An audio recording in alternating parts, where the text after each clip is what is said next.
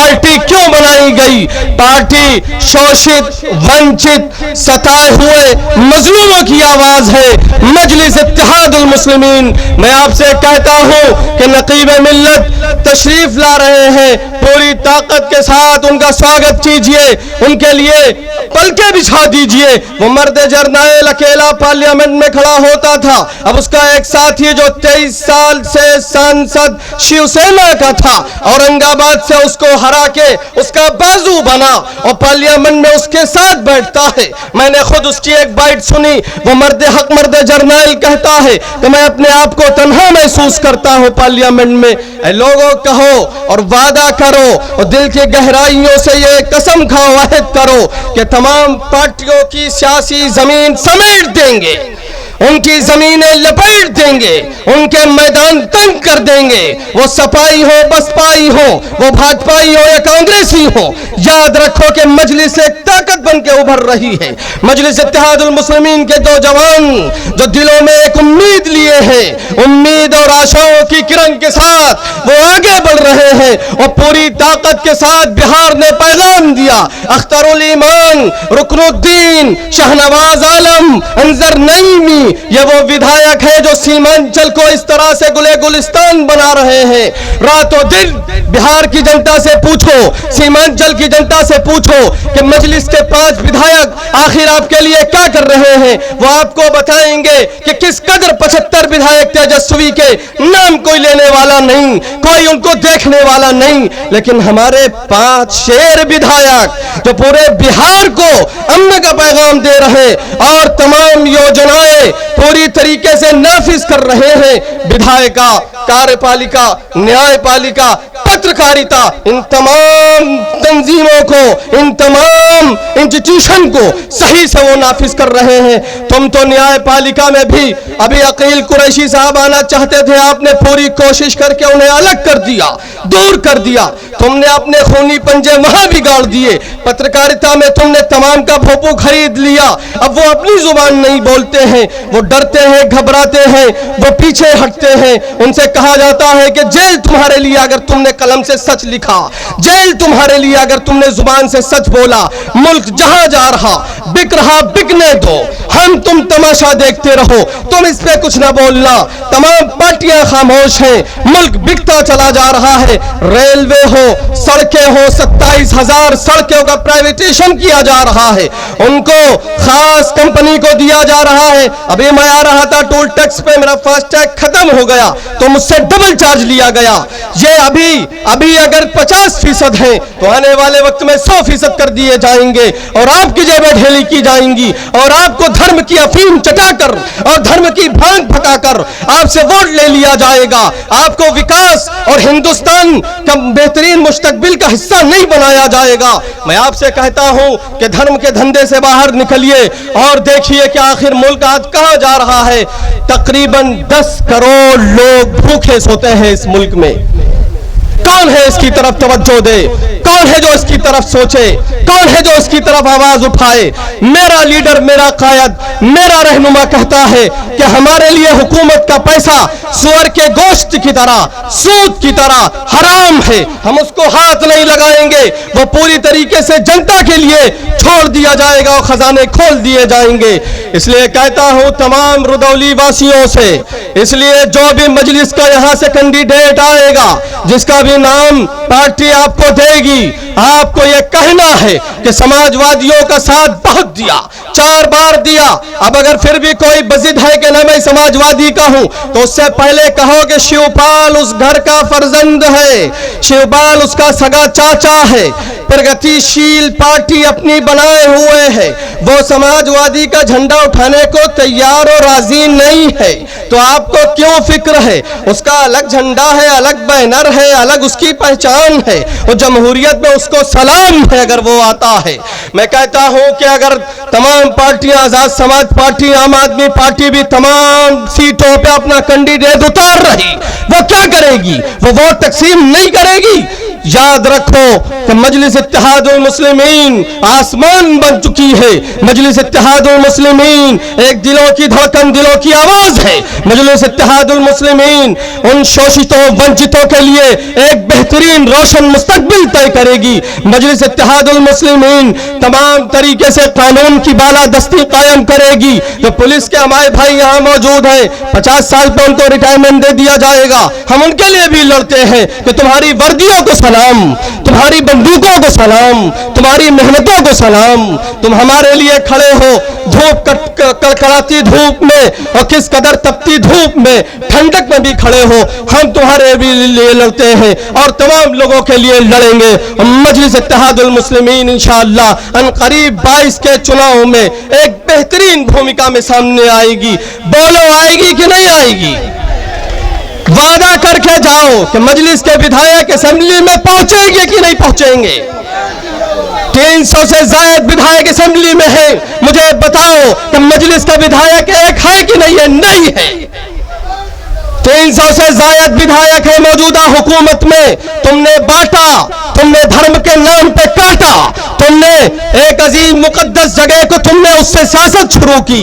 तमाम पंडित कहते रहे, तमाम महंत कहते रहे, तमाम संत कहते रहे कि राम जी यहाँ प्रकट हुए, राम जी का जन्म यहाँ पे हुआ, लेकिन नहीं, उनको सियासत सीधी करनी थी, उनको सियासत खून पे करनी थी, उनको सियासत जज्बातों से करनी थी, उनको सियासत धर्म का धंधा चला के करना था। उनको दूर मस्जिद नजर आई। मुझे बताओ कि आखिर तुम नफरत की बाग और नफरत के ये दीवारें तुम कब तक खड़ी करोगे? और नफरत में तुम हुकूमत कब तक क्या हासिल करोगे? तुम्हारे नफरत के घिरौंदे टूटेंगे इंशाअल्लाह, तुम्हारे नफरत की दीवारें टूटेंगे इंशाअल्लाह। प्यार और मोहब्बत के तराने गाए जाएंगे, प्यार और मोहब्बत के गुलदस्ते छोड़े जाएंगे, हर तरह से अमन और अमान कायम होगा। हम मुजफ्फरनगर नहीं भूले, मैं खुद जाने वाला, अपनी निगाहों से देखने वाला, किस कदर 400 हजार तिरपाल लगे हुए कई किलोमीटर में मुसलमान माएं और बहनें बेसरो सामानी की हालत में वहां मौजूद थी। कड़कड़ाती ठंड थी। मैं खुद जाने वाला, मैं अपनी आंखों से देखने वाला। यकीन कीजिए कलेजा मुंह को आ गया, कलेजा झुलस गया, रूह झुलस गई, कलेजा पिघल गया, आंखें फट गई वो मंजर देख करके। मुझे बताओ, सैफई में वो शख्स नाच देखता रहा, सैफई में वो शख्स बैठा रहा। ऐसा हुक्मरान नहीं चाहिए जो यादवों का नहीं, जो दलितों का नहीं, जो मुस्लिमों का नहीं, जो किसी का नहीं। मुझे बताओ, जो अपने वालिद का नहीं, जो अपने चाचा का नहीं। मुझे बताओ कि आखिर तुम उसके साथ कब तक चलोगे? तुमने आखिर कौन सी कसम खा रखी है? तुमने कौन सा मुआहदा कर रखा है? तुमने पूरी तरीके से उसके साथ चलने का आखिर कौन सा सपना देख रखा है? आप इस बैरिस्टर के साथ, आप इस बैरिस्टर के साथ जो पूरी ताकत के साथ पार्लियामेंट में बाबा के कलम के साथ, बाबा अम्बेडकर के जिगर के साथ, बाबा अम्बेडकर की फिक्र के साथ, बाबा अम्बेडकर के जज्बात के साथ वो खड़ा होता है और तमाम लोगों से कहता है कि मुल्क संविधान से चलेगा, मुल्क आईन से चलेगा, मुल्क किसी की जहन से नहीं चलेगा, किसी की राजियत और महाराजियत से मुल्क नहीं चलेगा। कोई अपने आप को राजा बनाना चाहे, कोई अपने आप को महाराजा बनाना चाहे, खुदा की कसम वो दौर पलट गया, वो दौर पीछे छूट गया। वो स्याही कलम से अम्बेडकर ने लिख दी और डाल दी कि मुल्क संविधान से चलेगा, आईन से चलेगा और संविधान से मुल्क हमारा लीडर चलाता है। हमारा लीडर संविधान के अंदर रह के बात करता है, वो कपड़ों से लोगों को नहीं पहचानता है, वो गोलियां नहीं मारता है, वो करंट नहीं लगाता है शाहीन बाग में। याद रखना कि जो जिल्लत तुमको हुई है वो जिल्लत इससे ज्यादा होने वाली है। अभी चंद दिन पहले एनआरसी और सीए का मसला आया। मुझे बताओ, मैं लखनऊ का रहने वाला, मैं घंटा घर पे देखने वाला, रोज जाने वाला, हमारी वो माए और बहनें जिनको सूरज देखने के लिए तरसता था, जिनको रात की चांदनी देख नहीं सकती थी, खुदा की कसम वो सड़कों में बैठ गई। और फिर वक्त का मौजूदा प्रधानमंत्री कहता है कि तुमने अपनी औरतों को सड़कों पे बिठा दिया, तुमने अपनी औरतों को चौराहों पे बिठा दिया। अरे मर जाने का मकाम है, चुल्लू और पानी में डूब मरने का मकाम है। उसने ये बात कैसे कही? इसलिए कि जमहूरियत की कुर्सी उसके पास है, जमहूरियत का कलम उसके पास है, जमहूरियत जो उसे देती है उसने लिया, जमहूरियत की कुर्सी उसने हासिल की, उसने जगह जगह सभाएं की, उसने लोगों का जहन बनाया, आज वो मुख्यमंत्री बन गया। मुझे बताओ कि आखिर तुम किस मुगालते में हो? 4 बार तुम सफाई बन चुके, 4 बार तुम बसपाई बन चुके, आखिर तुम कब तक क्या उनके साथ चलोगे? अब कसम खा लो कि तुम बैरिस्टर के सिपाही बनोगे कि नहीं बनोगे? बैरिस्टर के साथ चलोगे कि नहीं चलोगे? कसम खा लो कि तमाम सियासी पार्टियों की जमीनें हम लपेट देंगे, उनके पैर के नीचे से जमीन घसीट लेंगे, उनकी जमीन सासी हम बंद कर देंगे। मजलिस एक ताकत है, अगर न मानो तो तेजस्वी से पूछ लो। हम उसके सामने कह रहे थे कि आओ हमसे गठबंधन कर लो, हम तुमसे पीछे नहीं है, लेकिन वो नहीं आया। हम गिलगिलाते रहे, हम बार बार कहते रहे। कांग्रेस को 70 सीटें उसने दे दी, कांग्रेस के साथ वो चलता रहा, कांग्रेस पर उसने भरोसा कर लिया। मुझे बताओ, वो कांग्रेस जो पूरी तरीके से खत्म हो चुकी है, अभी पिछले लोकसभा चुनाव में 15.5% वोट मिले, 18.5% वोट मिले। मुझे बताओ, क्या 3.5% वोट अगर निकाल दिए जाए, 15% वोट किसका है? वो हमारा आपका है। असल विपक्ष में हम और आप बैठे हैं। हम कांग्रेस को कब तक लेके चलेंगे? हम सफाई बसपाई कब तक बने रहेंगे? मैं कहता हूं, अगर सत्ता तुम्हें चाहिए, कुर्सी तुम्हें चाहिए, हमारे सामने हरियाणा मॉडल है। मुझे बताओ, दुष्यंत चौटाला 10 सीटें जीत कर डिप्टी सीएम बन सकता है, तो मुझे बताओ कि तुम्हारा बैरिस्टर क्या सीएम, बैरिस्टर का बंदा सीएम बनने के काबिल भी नहीं है? बैरिस्टर का बंदा सीएम बनने के काबिल नहीं है क्या? है तो याद कर लो, कसम खा लो, पूरे इरादे के साथ उठो कि डिप्टी सीएम नहीं, सीएम लेंगे अगर वो हमसे गठबंधन नहीं करेंगे। सीएम हमारा होगा कि नहीं होगा? सीएम हमारा होगा, वर्चस्व हमारा होगा, जनता के लिए काम करेंगे, ईमान से करेंगे, तन मन धन से करेंगे। हम रूखा सूखा खा लेंगे, हम कम कपड़े पहन लेंगे, हम हुकूमत का पैसा इस्तेमाल नहीं करेंगे। हम औरंगजेब आलमगीर के मानने वाले, जिसने 49 साल हुकूमत की, 400 रुपए उसने कमाए, जो टोपी सीता था, और लेकिन हुकूमत का 1 रुपया उसके ऊपर हराम था। हम उसके मानने वाले हैं। याद रखो, हमारा माजी बड़ा हसीन है, हमारा माजी बड़ा रोशन और ताबनाक है। 1730 में शहादत अली खान ने फैजाबाद बसाया था। मुझे बताओ, क्या कोई हिंदू मुस्लिम दंगा हुआ? कभी नहीं हुआ। उसके बाद फिर शुजाउद्दौला उसके पोते ने इसे अवध की राजधानी बनाया। मुझे बताओ, कोई हिंदू मुस्लिम दंगा हुआ? नहीं हुआ। इसलिए कि हम दिलों पे हुकूमत करते हैं, हम कुर्सी की हुकूमत खुदा कसम नहीं करते हैं। मेरा लीडर जमीन पे बैठ जाता है, मेरा लीडर जहां तक किसी की आवाज उसके कान तक नहीं पहुंचती, वो अपने सर झुका देता है। मेरा लीडर महान है, मेरा लीडर की शान है, मेरा लीडर लीडरों का लीडर है कि नहीं है? तो कसम खा लो, इरादा कर लो, जहन के दिलों में ये बात बिठा लो, दिल के निया खानों में और जहन की सिलवटों में ये इरादा कर लो, पुख्ता इरादा कर लो कि 22 का चुनाव मजलिस का होगा, 22 का चुनाव मजलिस का होगा। तमाम पार्टियां धराशायी होंगी, हम उनको पैरों तले रौंद के रख देंगे अगर वो हमारे सामने नेगोशिएट नहीं करते, हमसे गठबंधन नहीं करते। हम मेरे पास तुमको वक्त दिया। मैं कहता हुआ यादव, आओ मुझे वोट दो। मैं कहता हुआ दलितों, आओ मुझे वोट दो। मैं कहता हुआ ठाकुरों, आओ मुझे वोट दो। मैं कहता हुआ पंडितों, आओ मुझे वोट दो।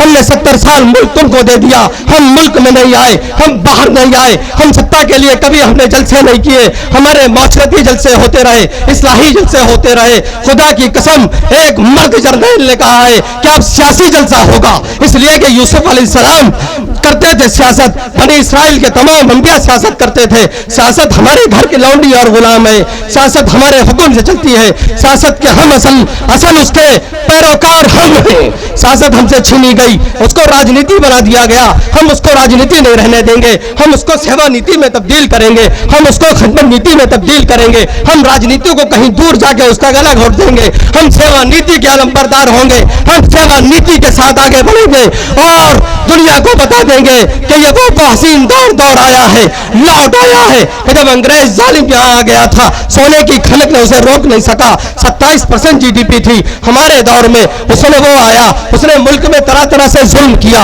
हर तरह से बांटा, तमाम तरह का लोगों को बांट के अलग कर दिया और हुकूमत उसने खून पे शुरू की, नफरत पे शुरू की। मैं आपसे कहता हूं कि पूरी ताकत के साथ आप एक ही नारा लगाइए कि मजलिस ही मजलिस है और मजलिस ही 22 में आएगी। तो ये कहे कि मजलिस कमतर है तो इसका मतलब है वो तुमको कहती है। अगर वो कहती है कि मजलिस का वर्चस्व नहीं, मजलिस का वोट नहीं, तो तुम उससे कहो कि तुम्हारा वोट नहीं, मजलिस का वोटर है। मजलिस के साथ तमाम लोग आने के लिए तैयार है, तमाम लोग आने के लिए तैयार है।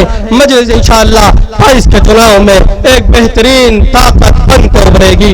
एक शेर के साथ मैं अपनी बात को खत्म करता हूँ कि करीब आओ तो शायद हमें समझ लोगे, करीब आओ कि शायद हमें समझ लोगे।